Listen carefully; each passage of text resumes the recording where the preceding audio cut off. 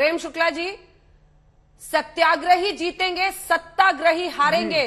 ED राज बंद करो, बंद करो, ये नारा लग रहा है कांग्रेस दफ्तर में बीजेपी की सरकार के खिलाफ।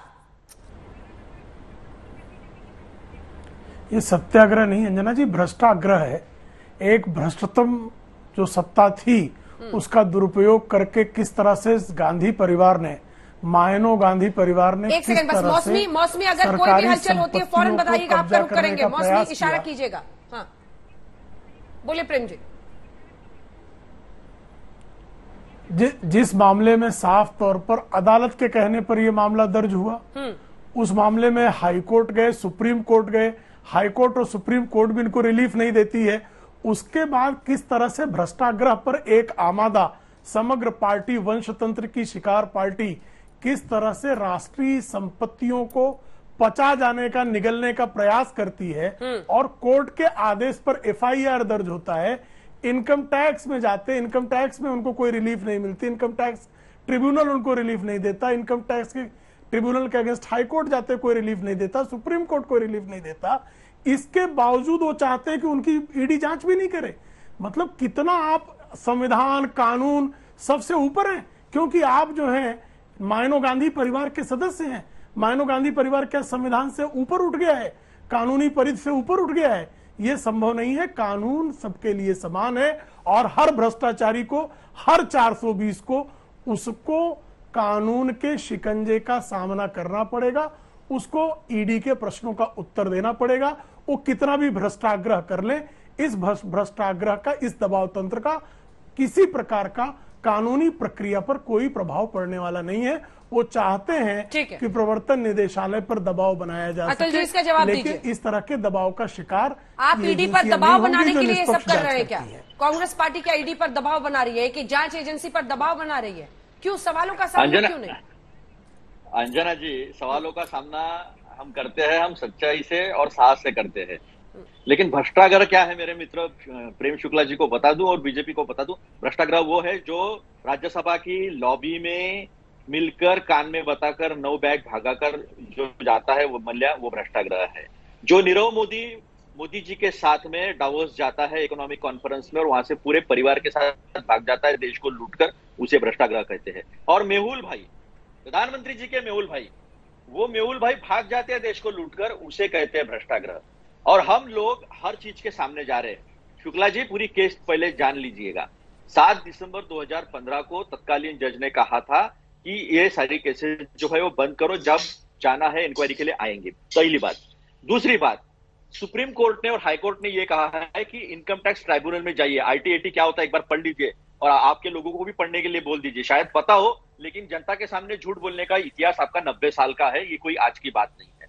तो एक बात आप ध्यान में रखिए, अगर आपने कहा कि हम तो आपके हिसाब से सर अतुल जी, आपके हिसाब से ईडी को पहले कांग्रेस पार्टी की क्लास लेनी चाहिए, आप उनको समझा दें क्या कर सकते हैं, नहीं कर सकते हैं, उसके बाद इन्वेस्टिगेशन करें।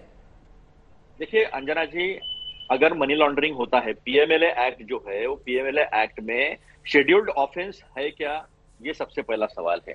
शेड्यूल्ड ऑफेंस में आप सेक्शन 4, 5, 6 में चले जाइएगा तो आपको ये दिखेगा नहीं, पहली बात। दूसरी बात, यहां पर किसी को पैसा मिला है, डेट टू इक्विटी, ये जो है एक्ट में बैठता है। जब कांग्रेस पार्टी जो है जिन्होंने लोन दिया था उसमें से 67 करोड़ जो है वो तो कामगारों के सैलरी में गया, बाकी का खर्चा जो है वो बिल्डिंग मेंटेनेंस है, इलेक्ट्रिक बिल है, वो सारे इसमें गया है। 2002 से 2012 तक गया। ये कंपनी जो पार्टी जो है वो ओन नहीं कर सकती, इसलिए यंग इंडिया को शेयर्स दिए गए। वो भी शेयर्स ऐसे जो प्रॉपर्टी को कन्वर्शन नहीं है। अगर वो शेयर्स चले जाते हैं तो फिर वो एजेएल के पास ही सारी प्रॉपर्टीज देगी, पहली बात। दूसरी बात, नॉन प्रॉफिट कंपनी है जो अभिषेक मनु सिंह जी ने कहा, जो सेक्शन 8 बताया, अमेंडेड सेक्शन 25 में आता है। तो किसी को कोई प्रॉफिट नहीं, सैलरी नहीं, कोई वो प्रॉपर्टी को ओन नहीं कर सकता, एजेएल ही उसकी प्रॉपर्टी रहेगी। सारे बुक्स ऑफ अकाउंट्स में सारी चीजें हैं। 50-50 घंटा आप इंक्वायरी करते हो और उसके बाद में इस तरह से प्रताड़ित करने की कोशिश करते हो, जो चीजें सारी बुक्स ऑफ अकाउंट्स में है। ऐसा नहीं है, कुछ नहीं है। ठीक है, इसका जवाब दीजिए। प्रेम जी वो कह रहे हैं कि सारी प्रॉपर्टी तो नेशनल हेराल्ड के नाम पर रहेगी, ये लोग फायदा नहीं उठा सकते, इसका क्या जवाब है?